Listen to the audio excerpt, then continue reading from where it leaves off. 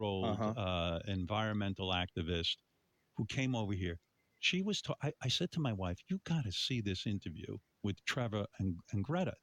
I fell in love with her from your interview, Thank you. and you talk about that dynamic has to happen. That kid is a dynamo, Yeah, she really is. and the idea that someone can't be empathic with this kid who's worried about the environment and the future of the planet. Yeah. I mean, people are attacking her, That, calling her retarded, I calling mean, her, all kind of crazy fucking things. And I was like, what a beautiful girl this girl is. but that's what politics has become now. Politics has gotten to a place, especially in America, where, and I think it's fueled partly by the way we interact with people online, is we're no longer able to separate human beings from the views that they may hold. We've gotten to a point where, as people, just as human beings, we as you said, this is a 16-year-old girl who's all she's saying is, "Let's save the planet." Right. People are fighting with her like she's telling people she's not even judgmental. Like, for instance, I asked her, I said, "Yo, what about like flying in airplanes?" She said no. She says, "I chose to travel by boat because I can. I know not everybody can." She's not telling people out there that you're a piece of trash because you fly in an airplane. She's just saying if you can help it, try not to. But she's not judging. She's not.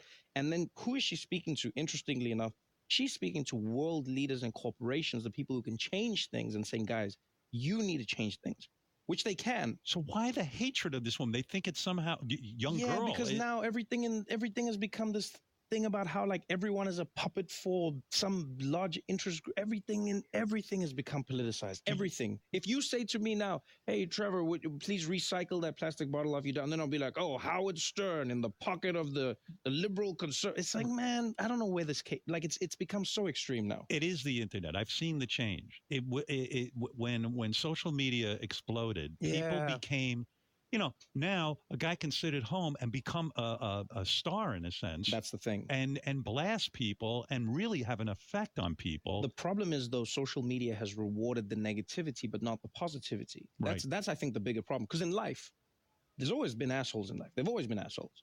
But the difference was, in life you could be an asshole who gets rewarded for being an asshole, or you could be a really good person who gets rewarded for being a good person.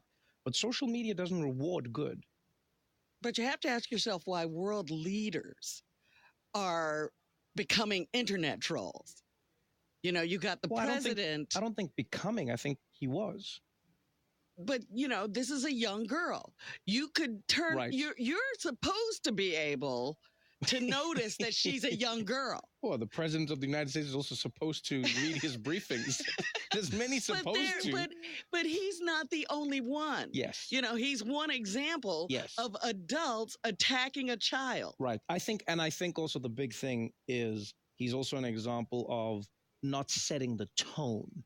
And I think that's the big thing, is just setting the tone. Mhm. I always think of a president like a pilot. Like, when you're on a plane, doesn't matter what's happening. The pilot is the person who's setting the tone. So no matter how bad the turbulence is, you want that pilot to come on and go, "Ladies and gentlemen, seatbelts, please. We're Right. experiencing some slight turbulence, just seniors." But you want the pilot to feel calm. Then you go like, okay, they're setting the tone. The plane is shaking. People are panicking. But the pilot goes, "No, I do Right. not accept panic. This is not for my plane." Absolutely right. And that just tries to balance out what's happening emotionally on a plane. But imagine now if everyone in the plane is screaming and the pilot comes on, he's like, "Oh shit, everybody, oh shit."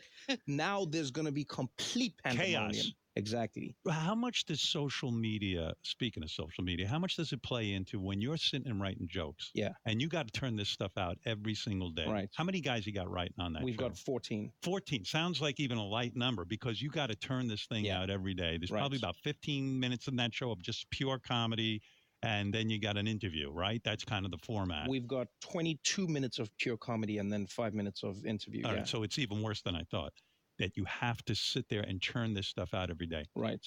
Have there been times where you come up with a great riff, a great joke, and you say, "Fuck, I can't do this because people are too goddamn politically correct now"?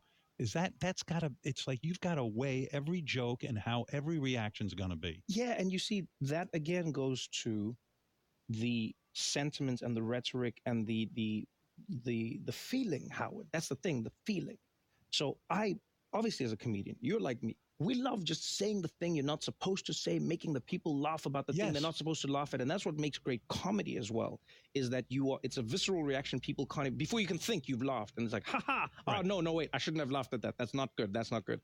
But now we live in a world where people want and need some sort of tentpole of like sanity. So like comedy can only be as crazy and risky as the world is not. That's what I found. Right. So if people are secure and comfortable, comedy can be crazy and wild. You can go out there, you can make any type of joke you want. I'm talking about the age of like crazy jokes about, people killing people or shootings or rape jokes or whatever it was. Those jokes, people will be like, they're not funny. Look, any joke can be funny. Yes. Any joke can be funny. No topic is funny, but any joke can be funny. But those jokes do not exist in today's world because people don't have that security blanket. Exactly. Oh, that's a very interesting observation. People don't laugh in the same way when you laugh because it's not real. But now the shit has become real. And so I had to learn that as a comedian. It's like, no, the people are like, no, this is real. So how do you, as a guy doing stand-up comedy, and you do a lot of, how many dates are you doing a year? You're doing like the Jay Leno thing. I mean, you're out there every fucking weekend, right? I probably do about 80 to 90 dates a year. That's a lot of dates. Yeah. It was funny to me. I heard Chris Rock told you not to do too many dates because then you're not living a real life. Yeah.